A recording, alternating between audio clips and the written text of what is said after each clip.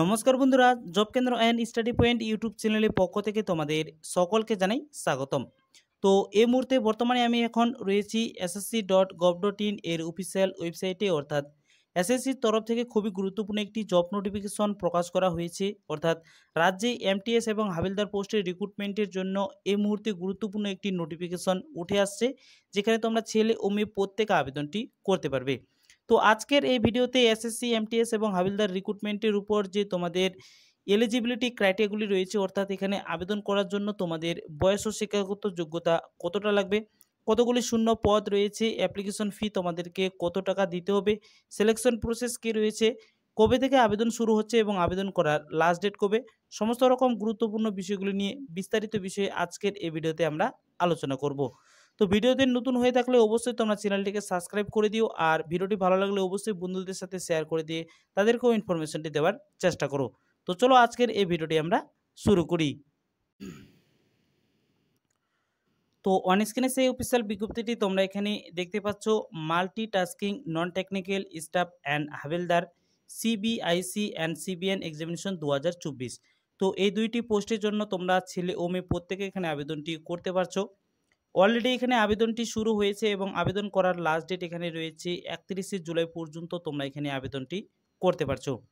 Post wise তোমাদের এখানে কিন্তু প্রচুর ভ্যাকেন্সি রয়েছে। পোস্ট ওয়াইজ আমরা যদি এখানে ভ্যাকেন্সি দেখি, তো এমটিএস পোস্টের ক্ষেত্রে এখানে ভ্যাকেন্সি রাখা হয়েছে 4887টি, এবং হাবিলদার ইন সিভিক অ্যান্ড সিবিএন পোস্টের ক্ষেত্রে এখানে পোস্ট রাখা হয়েছে 3439টি।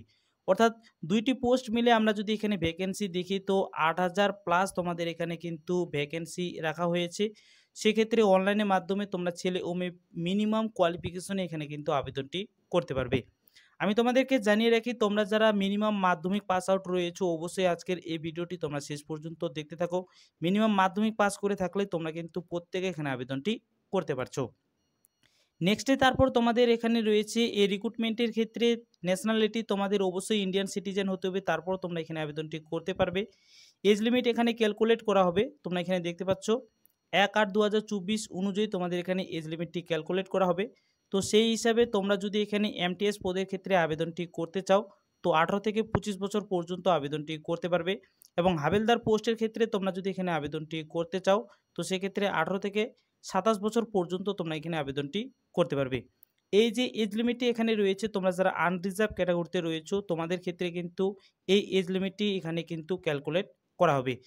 তবে তোমরা যারা রিজার্ভ ক্যাটাগরিতে রয়েছো অবশ্যই সরকারের নিয়ম মাফিক তোমরা এখানে বয়সের ছাড় পেয়ে যাচ্ছ।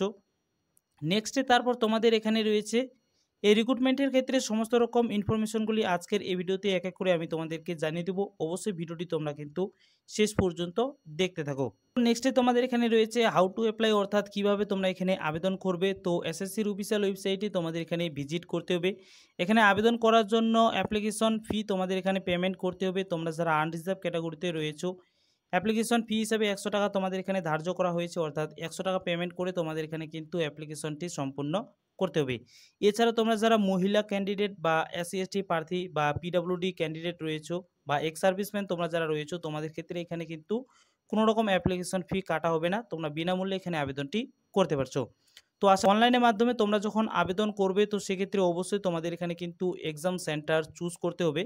তো তোমাদের বাড়ির কাছে যে এক্সাম সেন্টারটি রয়েছে প্রথমত সেই এক্সাম সেন্টারটি সেখানে কিন্তু প্রথম ভাগেই সিলেক্ট করে নেবে। তো সেক্ষেত্রে আমাদের ওয়েস্ট বেঙ্গলের ক্ষেত্রে এখানে এক্সাম সেন্টার রয়েছে আসানসোল, তারপর বর্ধমান, দুর্গাপুর, কলকাতা, শিলিগুড়ি, এইসব এক্সাম সেন্টারে গিয়ে তোমাদের কিন্তু এক্সামটি দিতে হবে।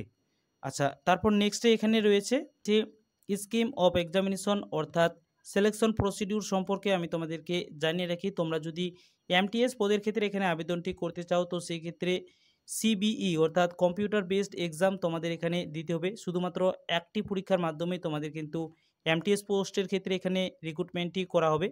তারপর হাবিলদার পোস্টের ক্ষেত্রে আবেদনটি করতে চাইলে সিবিএসই এক্সামের পাশাপাশি তোমাদের এখানে পিইটি অর্থাৎ ফিজিক্যাল এফিসিয়েন্সি টেস্ট, তারপর পিএসটি অর্থাৎ ফিজিক্যাল স্ট্যান্ডার্ড টেস্ট, এইসব বিষয়গুলি তোমাদের এখানে কিন্তু দেখা হবে। অর্থাৎ তোমাদের হাবিলদার পোস্টের ক্ষেত্রে আবেদন করতে চাইলে তোমাদের এখানে মাঠ ক্লিয়ার করতে হবে। মাঠ ক্লিয়ার করার পাশাপাশি তোমাদের এখানে শারীরিক দিক থেকে মাপজোক করা হবে, শারীরিক দিক থেকে ফিটনেস থাকতে হবে, তারপরে তোমরা কিন্তু এই পোস্টের জন্য এখানে এলিজিবল হয়ে থাকবে। তো আশা করছি বুঝতে পারছো। তো এই রিক্রুটমেন্টের ক্ষেত্রে এখানে কিন্তু 13টি রিজিওনাল ল্যাঙ্গুয়েজ তোমরা এখানে পেয়ে যাবে। তো আমাদের ওয়েস্ট বেঙ্গল চাকরি প্রার্থীদের ক্ষেত্রে জানিয়ে রাখি, তোমরা কিন্তু বাংলা ভাষাতে এখানে এক্সামটি দিতে পারবে। নেক্সটে তোমাদের এখানে রয়েছে এক্সাম সিলেবাস, অর্থাৎ এক্সাম প্যাটার্ন সম্পর্কে আমি তোমাদেরকে জানিয়ে রাখি। এখানে কম্পিউটার বেসড যে এক্সামটি নেওয়া হবে, 2টি সেশনে এক্সামটি এখানে ভাগ করা হয়েছে। প্রথম সেশনে তোমাদের এখানে সাবজেক্ট থাকছে, অর্থাৎ বিষয় নিউমেরিক্যাল অ্যান্ড ম্যাথামেটিক্যাল এবিলিটি। এই বিষয়ের উপর তোমাদের এখানে 20টা কোয়েশ্চিন থাকছে 60 মার্কের। তারপর 2 নাম্বার এখানে রয়েছে reasoning ability and problem solving, এখানেও তোমাদের 20টা কোয়েশ্চিন থাকছে 60 মার্কের। সময় তোমরা এখানে পেয়ে যাবে 45 মিনিট, তোমরা এখানে সময় পেয়ে যাবে এক্সামটি দেওয়ার জন্য। তারপর সেশন 2 এর ক্ষেত্রে তোমাদের এখানে বিষয় থাকছে 1 নাম্বারে জেনারেল অ্যাওয়ারনেস, 25টা কোয়েশ্চিন থাকছে তোমাদের এখানে 75 মার্কের। তারপর 2 নাম্বার এখানে রয়েছে ইংলিশ ল্যাঙ্গুয়েজ অ্যান্ড কম্প্রিহেনশন, এখানেও 25টা কোয়েশ্চিন থাকছে তোমাদের 75 মার্কের। এখানেও তোমরা সময় পেয়ে যাচ্ছ 45 মিনিট সময় পেয়ে যাচ্ছ এক্সামটি দেওয়ার জন্য। তো অবশ্যই তোমরা কিন্তু নোটিফিকেশনটি চেক আউট করে নেবে। এখানে আবেদন করার আগে তোমাদের সমস্ত রকম বিষয়গুলি কিন্তু একবার খুঁটিনাটি বিষয়গুলি এখান থেকে ভালো করে দেখে নেবে। তো এখানে তোমরা যে আবেদনটি করবে, তো সেক্ষেত্রে আবেদনটি করার পর তোমরা যে এক্সামটির জন্য এখানে প্রিপারেশন নেবে, তো সেক্ষেত্রে এক্সাম সিলেবাস তোমরা কিন্তু এখানে পেয়ে যাচ্ছ। তোমরা এখানে দেখতে পাচ্ছ তোমাদের সিবিএন এক্সামের ক্ষেত্রে এখানে নিউমেরিক্যাল অ্যান্ড ম্যাথামেটিক্যাল অ্যাবিলিটির বিষয়ের উপর থেকে তোমাদের এখানে সিলেবাস দেওয়া হয়েছে। তারপর রিজনিং অ্যাবিলিটি অ্যান্ড প্রবলেম সলভের উপর তোমাদের এখানে বিষয়গুলি দেওয়া হয়েছে। তো তোমরা যদি চাও তো এই নোটিফিকেশন থেকে তোমরা কিন্তু সিলেবাসটি এখান থেকে দেখে নিতে পারো। তো তারপর তোমাদের এখানে রয়েছে হাবিলদার পোস্টের ক্ষেত্রে। তো তোমাদের এখানে প্রথমত পিইটি অর্থাৎ মাঠ চেক করা হবে।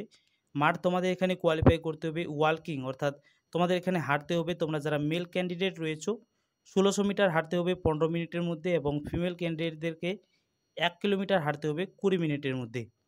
তারপর নেক্সটে এখানে তোমাদের রয়েছে ফিজিক্যাল স্ট্যান্ডার্ড টেস্ট, যেখানে মেল ক্যান্ডিডেটদের ক্ষেত্রে মিনিমাম হাইট রাখা হয়েছে 157.5 সেন্টিমিটার। চেস্ট এখানে থাকতে হবে মিনিমাম 80 সেন্টিমিটার চেস্ট থাকতে হবে, এবং 5 সেন্টিমিটার এক্সপ্রেহেনশন হিসেবে তোমাদের এখানে কিন্তু দেখাতে হবে, অর্থাৎ 5 সেন্টিমিটার ফুলানোর অভিজ্ঞতা তোমাদের এখানে কিন্তু থাকতে হচ্ছে। তারপর ফিমেল ক্যান্ডিডেটদের ক্ষেত্রে মিনিমাম হাইট রাখা হয়েছে 152 সেন্টিমিটার, ওয়েট হতে হবে 48 কেজি। ফিমেল ক্যান্ডিডেটদের ক্ষেত্রে এখানে কিন্তু চেস্ট দেখা হয় না। তো সে বিষয়টা তোমরা প্রত্যেকে জানো। তো এখানে আবেদনটি করতে চাইলে তোমাদের কিন্তু মিনিমাম কোয়ালিফিকেশন রয়েছে, অর্থাৎ শুধুমাত্র তোমরা যদি মাধ্যমিক পাস আউট হয়ে থাকো, 10th পাস আউট হয়ে থাকলে তোমরা কিন্তু এখানে আবেদনটি করতে পারছো। তো তোমরা যারা এখানে আবেদন করতে চাইছো অবশ্যই অফিসিয়াল ওয়েবসাইটে ভিজিট করে অবশ্যই তোমরা কিন্তু নোটিফিকেশনটি একবার চেক আউট করে নেবে। সমস্ত রকম বিষয়গুলি সেখান থেকে দেখে নেওয়ার পর তোমরা এখানে আবেদনটি করতে পারো। তো এই ছিল আজকের ভিডিও, গুরুত্বপূর্ণ লেটেস্ট আপডেট। ভিডিওটি ভালো লাগলে অবশ্যই বন্ধুদের সাথে শেয়ার করো, আর চ্যানেলে নতুন হয়ে থাকলে অবশ্যই চ্যানেলটিকে সাবস্ক্রাইব করে দিয়ে পাশে থাকা বেল আইকনটিকে বাজিয়ে দিয়ে অল অফ নোটিফিকেশন অন করে রাখো। এরকম ধরনের গুরুত্বপূর্ণ চাকরির ইনফরমেশনগুলি সময় মতো তোমরা আমাদের এই চ্যানেল থেকে পেয়ে যাবে।